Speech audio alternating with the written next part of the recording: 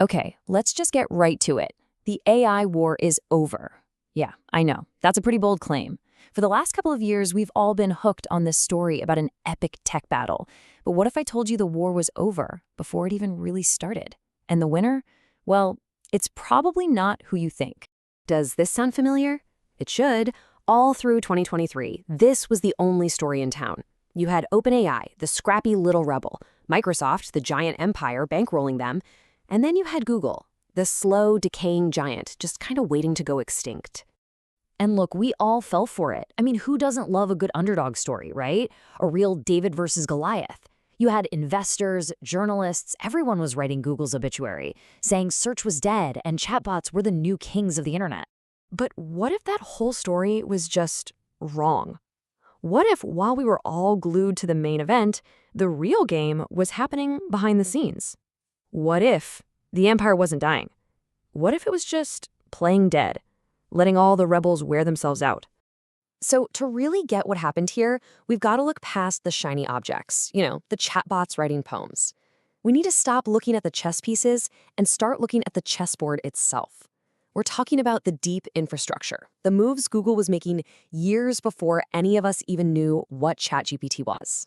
Because when you zoom out, you realize this was never a fair fight. It wasn't a war, it was a casino. And we all know the #1 rule of any casino, right? The house always wins. And this is where the story gets a little crazy. The ultimate irony here, the rebels, the companies that were supposedly going to kill Google, they were fighting with weapons that Google invented. And not just invented, but gave away for free. Yeah, you heard that right. Back in 2017, some researchers at Google published this paper, Attention is All You Need. It introduced something called the transformer architecture. You know the T in ChatGPT? Yep, that's it, transformer. Google basically invented fire, posted the instructions online, and then sat back and watched everyone else try to burn their house down with it. So while the rest of the world was mesmerized by chatbots, Google was quietly rolling out this 3-part strategy of, total domination. It wasn't just one secret weapon. They had 3, and each one was a killer. And this quote from General Omar Bradley just nails Google's whole playbook. While everybody else was talking strategy, chatbot features, Google was obsessed with logistics. And in the AI war, logistics means one thing and one thing only: raw, massive compute power. Okay, so for years, if you wanted to do serious AI, you had to go to one place, NVIDIA. Everybody, Microsoft, Meta, you name it, had to pay what people in the industry call the Jensen tax for their chips. But Google, they saw this bottleneck coming a decade ago, so they started designing their own custom AI chips, their TPUs. So while everyone else is in line begging for chips, Google has its own private factory. This isn't just about saving money, it's a massive strategic weapon. All right, so having your own chips is like having the best engine in the world. But every engine needs fuel, and in AI, the fuel is data. And this is where Google's advantage just becomes kind of unfair. Think about it. They've got Google Books, they've scanned basically every book ever. They have YouTube, the biggest library of human speech on the planet. And of course, they have 20+ years of everything we've ever searched for. You can buy chips, you can hire smart people, but you can't buy 2 decades of human history. Okay, so you've got the chips, you've got the data. What's the next move? You change the entire game. For 20 years, the deal was simple, right? Websites create content, Google sends them traffic. Well, with AI overviews, Google just tore up that contract. Now it's AI just scrapes the info from a website, gives you the answer directly on the results page, and the original creator, they get 0 traffic. Google keeps the users, Google keeps the ad money. For websites, the choice is pretty brutal. Let Google scrape your stuff for free, or basically become invisible on the internet. But look, having the most powerful AI in the world doesn't mean a thing if nobody uses it. So Google's final move was all about distribution.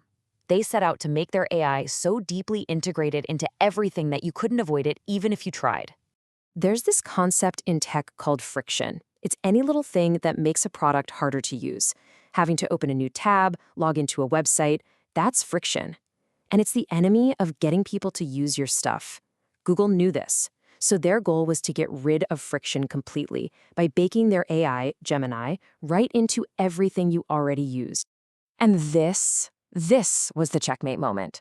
We all just assumed Apple, with its whole walled garden thing, would build its own big AI.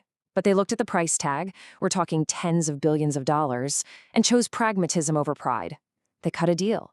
Just like Google pays Apple billions to be the default search engine, they're now going to have Gemini integrated right into iOS. And just look at what that means for the global market.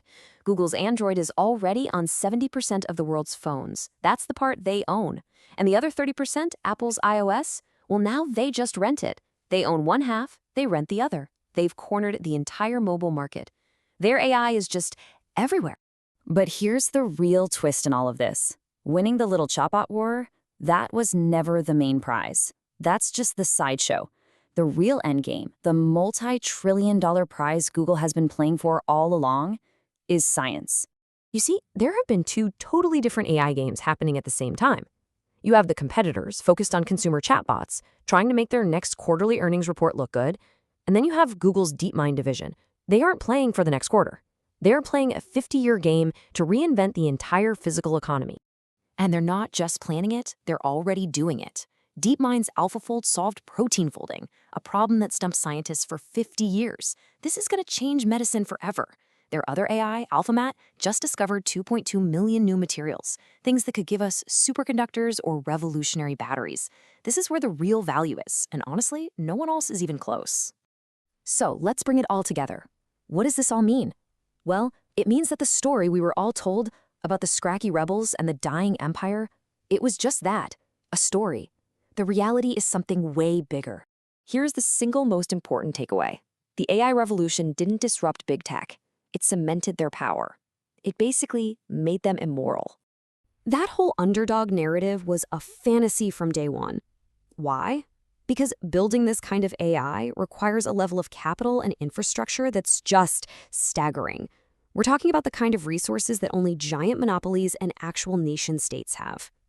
What's happening is that AI is becoming an invisible utility, just like electricity or water. It's going to be everywhere, powering everything, quietly in the background, mostly by Google. And that's their real victory. It's so complete, so total, that you won't even notice it's there. So I'll leave you with this final thought. The fight is over. You're already using their AI every single day, whether you know it or not. The question isn't who won anymore. The real question is, when did we all sign up for this? When exactly did you click agree on the new terms and conditions for the entire internet?